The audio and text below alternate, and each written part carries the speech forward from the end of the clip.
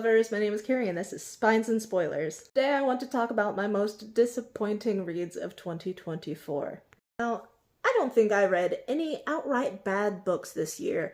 If I had to make a list of the worst books that I read this year, there would be like one on it. So I'm going with most disappointing. And even with that, I did have to reach a little bit, I'm not gonna lie. I'm filming this on the same day as my wrap-up for 2024, so I'm still reading How to Solve Your Own Murder by Kristen Perrin, but now I'm drinking a Monster because I have lost control of my life.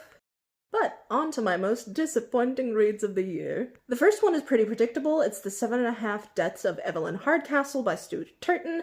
I don't think that it is a hot take to say that at this point. I was highly disappointed in Stuart Turton as a person for the way that he depicted fat people. So much fat phobia. Shame on you, Stuart Turton. I know that you are capable of better because you have shown us that. It's like Elizabeth Acevedo, who, now that I've read Turton's work, I'm considering giving a second chance, but bad. Bad Acevedo, bad Turton. Go to your room. I should emphasize that this is in no particular order. It's just the order that I wrote them down in, essentially. But the next one that was disappointing for me was The Silent Patient by Alex Michaelides. This book's got so much hype and I went in with really high expectations. In this case it wasn't bad and I didn't have a problem with the actual content or the author or anything like that. It just wasn't as good as I expected it to be, and that is sort of on me, but it was still disappointing. The next one is kind of the similar story. It's The Woman in Cabin 10 by Ruth Ware. Now, I read a lot of Ruth Ware books this year. There was bound to be at least one that was disappointing. Oh boy, let me tell you, it's not the only one.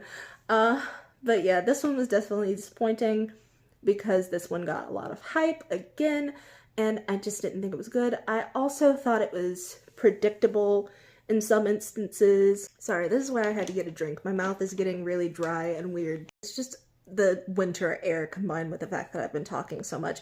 But anyway, the next book is also by Ruth Ware and it's a very similar story. It's In the Dark, Dark Wood.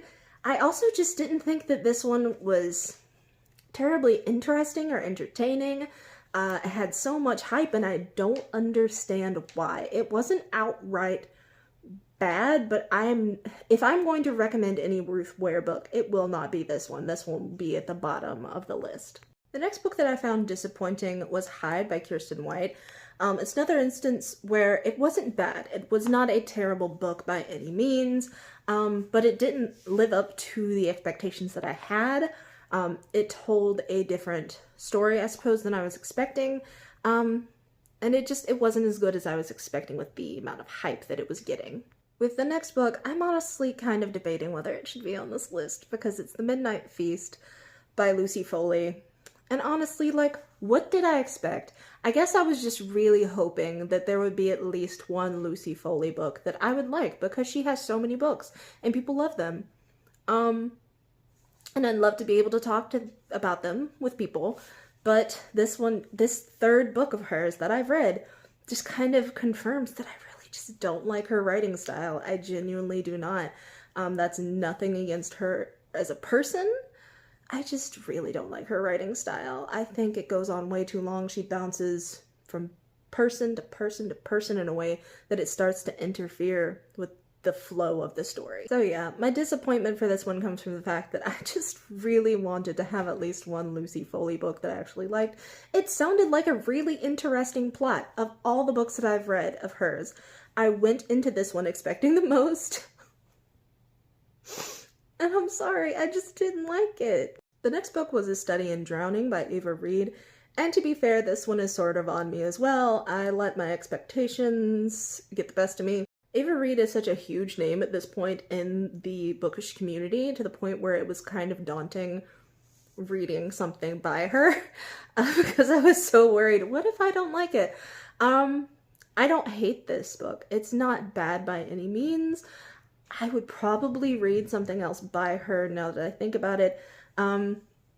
This just wasn't for me and it was disappointing because of all the hype that it got. And I went in with very different expectations than what I got. Again, not a bad book, just disappointing. because it's just about subject matter that I can't really get into as a person. Sorry, I had to stop and play with the cat because she has the zoomies, and now my hair is everywhere, but it's fine. The next book from 2024 that I found disappointing was What Have You Done by Shari Lapina. Now, let me qualify that. This was probably my favorite Shari Lapina book that I read this year. It is not bad, but it had so many possibilities that it did not live up to. It had so much potential, and I thought it was a really interesting concept. That being said, the moment that one character was introduced, I was like, that's the killer. That's the freaking killer. We're gonna find out. There's gonna be a fake out. Maybe 2, who knows? Maybe 3. There's gonna be a fake out and then we're gonna find it. That's the killer. It's just one of those situations where it's very obvious, and it made me sad because the book had so much potential. The next book is in a similar camp. It's Home is Where the Bodies Are by Geneva Rose. Whenever I heard of this book, I was so excited and just thrilled. I thought that the concept just was so interesting and I wanted to see where it went, what they would do with it. But it's another one of those situations where I formed something in my head and then the actual story was something completely different. And unfortunately, it was something that was pretty contrived in some spaces. I'm sorry, Geneva Rose, and predictable. It wasn't bad, but it did not live up to its potential. You could have done so much with this, Geneva Rose.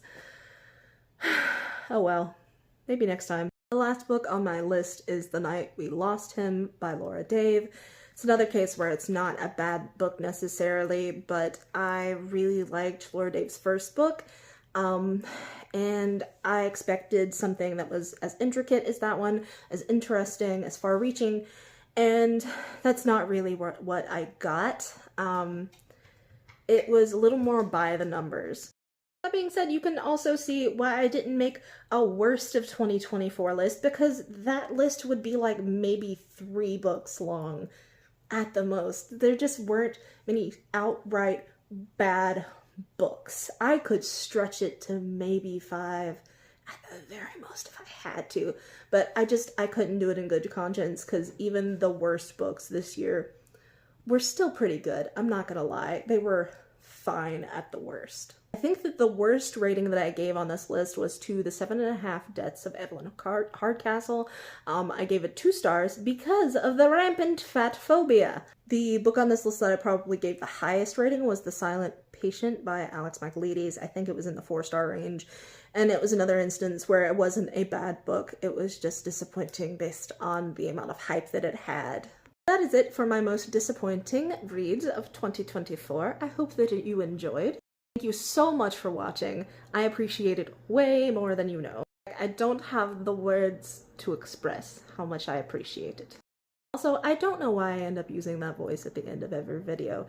It's obnoxious. I know it is. Whatever time of the year it is when you watch this, I hope that you had a happy holiday and that you are staying safe out there. You can like and share and subscribe if you want to, but what is most important, especially this time of year in this point in history, is that you remember to love yourself. It's honestly so important. Goodbye!